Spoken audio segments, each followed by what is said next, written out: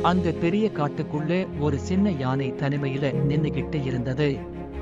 அம்மா, அப்பா, நீங்க எங்க போனீங்கன்னு அது மனசுக்குள்ள கேள்வி கேட்டது. பயமும் பசியும் அதை கிராமம் வரைக்கும் கொண்டு வந்தது. தவறுதலா மனிதர்களோட பயிர்கள் சேதமடைந்து. நான் வேண்டுமென்னு செய்யல. எனக்கு ரொம்ப பயம் அது அழுதது. ஆனா அன்பு கிடைக்கல. கட்டி போட்டு தண்டனைதான் கிடைச்சது. தனிமைதான் என்னோட மிகப்பெரிய தவறான்னு அந்த யானை நினைத்தது. அந்த இரவு கிராமமே வெள்ளத்துல மூழ்கியது. அப்போ அதே யானைதான் உயிர் காப்பாத்த ஓடி வந்தது.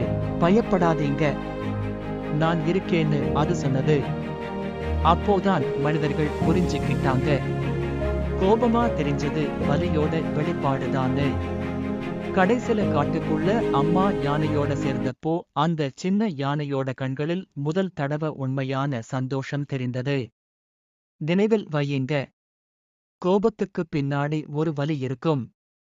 அந்த வலிய புரிஞ்சுக்கிட்டா அங்கே அன்புதான் மிச்சம்.